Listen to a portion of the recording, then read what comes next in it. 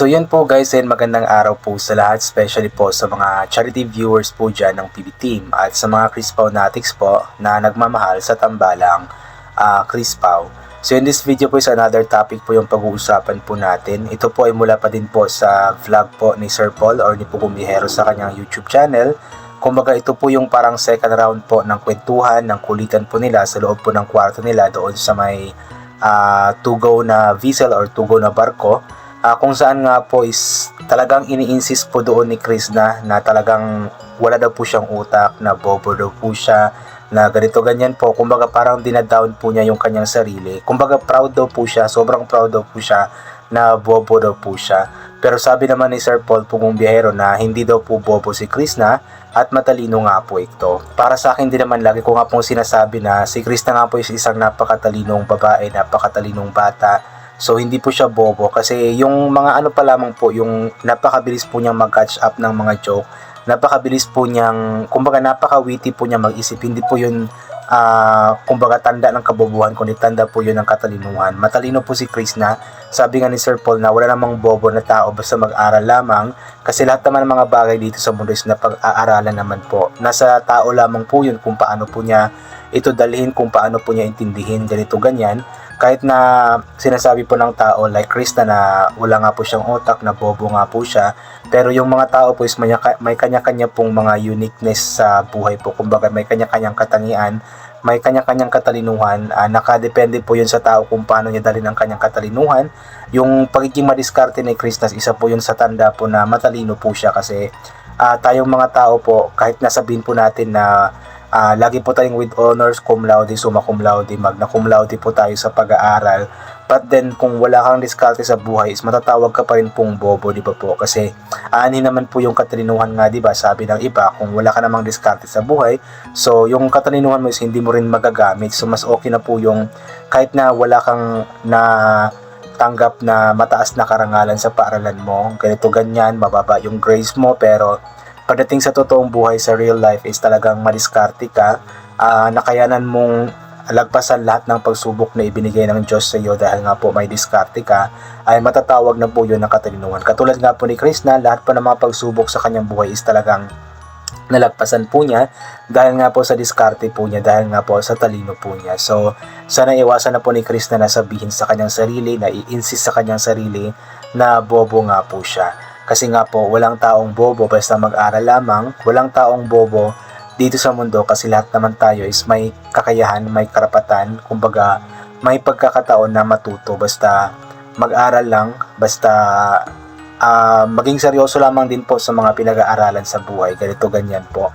Kaya sana yung plano ni Chris na mag-aral, kasi sabi po niya na parang ayaw na po niya mag-aral kasi nga po naiisip po niya na ganito, ganyan, wala siyang mararating. Yung mga pangarap po niya, hindi niya mararating.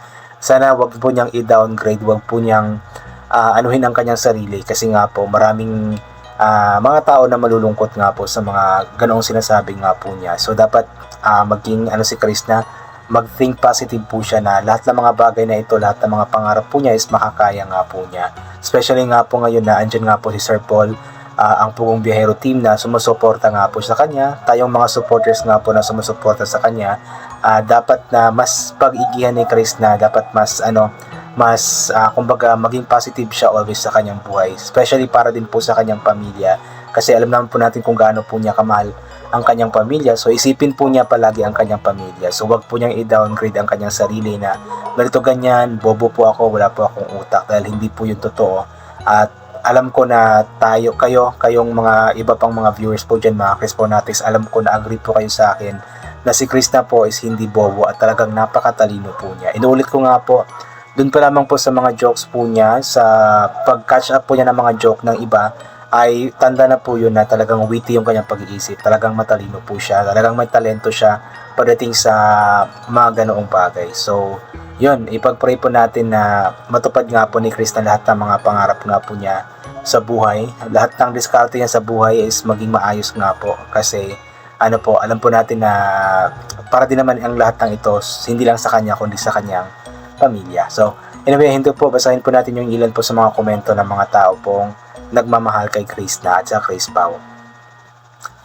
From Bella, tama si Sir Paul, walang bobo sa nag-aaral. Pakiramdam mo lang yan at hindi ka pa pumapasok sa school. Try mong matalino ka day, huwag patatalo sa mga masama, magsalita, aral pag may time. Para sa'yo yan, super bait ni Sir Paul sa'yo, isa ka sa napakaswerte nila lang. Kaya pakabait ka kay Sir Paul, sumunod ka lang at makinig, andyan na ang future mo si Sir Paul. Pugumbiero, love you both. Yun nga po, wala nga pong bobo sa nag-aaral lamang. At tayong mga tao kasi talagang parang normal na po sa atin na yung pakiramdam po natin, yung iniisip po natin is parang wala po tayong tiwala sa ating sarili. Yung palagi po natin dina-downgrade ang ating sarili. Kahit ako minsan is ganoon naman po ako eh. Pero at the end of the day, as long as lamang po magtiwala lamang tayo sa Panginoon at kumbaga tawag dyan, mag-think positive lamang po tayo always. At alam ko na itong pakiramdam ni Kristanites mawawala din po ito. At maging masaya lamang po siya sa mga taong nakapaligid po sa kanya, sa mga taong tumutulong sa kanya, nagmamahal sa kanya, especially po si Sir Paul. Alam ko ito, nararamdaman po niyang pagda-downgrade sa kanyang sarili, mawawala din po, di ba? From Jing Pinay Simple Life, Happy Life, ayan. Yes, Chris, na totoo, discard ang importante mula noong bata pa ako. Routine ko na yan everyday. Narinig ko sa papa ko, bobo ako, kaya tanggap ko na lang yon. Hindi ko pinairal kaya lumayas ako. 16 years old pa lang ako noon na no communication sa family ko. Uwi ako ng 2004, 23 years old na, pero hindi nila alam na work ako sa Manila call center. Noon nagpagawa lang ako ng Kyopo sa Quiapo ng diploma, high school graduate para makatrabaho sa sobrang laki pa talaga ang sahod ko kasi base ako ng US company. Kung hirap kami nung umalis ako, double pa pag uwi ko, lalo nag-asawahan na rin mga ate ko, kaya yung kapatid ko pinaaral ko sila, nakapagtapos na din, may kanya-kanya na kaming pamilya. Ako na dito nakapag-asawa sa France. O di ba? Napakaganda po ng kwento ni Ma'am kasi nga po di ba, hindi siya nakapagtapos ng pag-aaral, but then dahil nga po sa kanyang diskarte, nagpagawa siya ng alam po nating bawal po yun, pero dahil nga po sa diskarte po niya, nagpagawa po siya ng diploma, nakapag-apply po siya sa call center at yun, nagkapera po siya, di ba?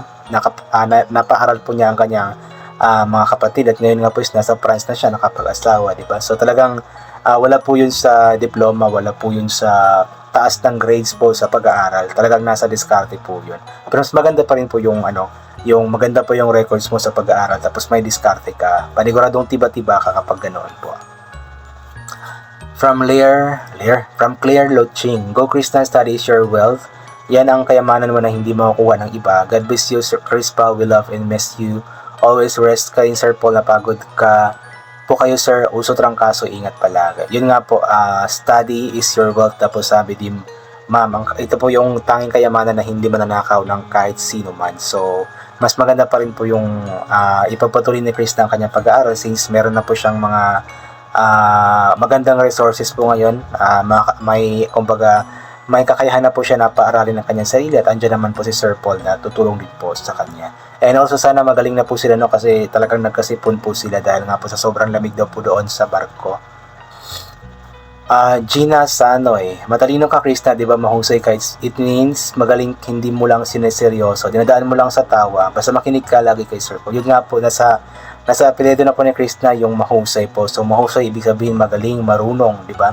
So dapat seryosohan lamang ni Chris na kasi yun nga, dinadaan lamang po niya sa tawa-tawa eh. Pero maganda rin naman yung ginagawa po niya.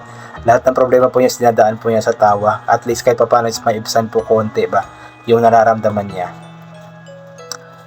Gina Tuazon, magaling ka Chris, tabyo rin brain ka, kumbaga madami lang pagsubok tumating sa'yo kaya hindi ka nakapag-focus sa study mo. Hindi pa huli pag-aral pa uli sa magandang future mo at pamilya mo. Kasama mo si Sir Paul, maging inspiration mo siya, walang iwanan hanggat mag-violet kayo. Ayan. So yun nga po, dahil nga po sa mga pagsubok sa buhay ay hindi nga po nakapagtapos ng pag-aaral o hindi na ipagpatuloy ang pag-aaral. But then ngayon, since meron na nga po siyang kakayahan na paaralin ng kanyang sarili, andyan din po si Sir Paul na tutulong sa kanya. So kung may pagkakataon at isipin niyang mabuti yung magiging kinabukasan po niya kasi hindi po palaging okay po ang takbo ng YouTube channel or ng Foga Vlog. So mas maganda po yung may tinapos po siya, may diploma po siya. So mas maganda yung may marunong na siyang magdiskarte or dumiskarte tapos meron pa siyang diploma. So tiba-tiba po yun, diba, in the future kung sakali man na yun nga po, hindi po natin alam yung mangyayari nga po pagdating sa vlogging. Divine Lenguite, nako Chris na hindi kailangan ang matalino, ang mahalaga masikap at madiscarded ka sa buhay.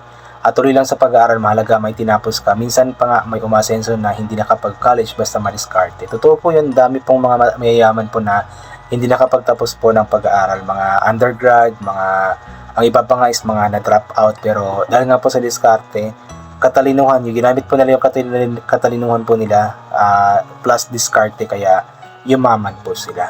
So yun po, I think hanggang dito na lamang po muna itong gagawin ko na reaction video. So thank you so much po sa lahat ng mga palaging bumabalik sa aking YouTube channel. God bless po and bye for now po.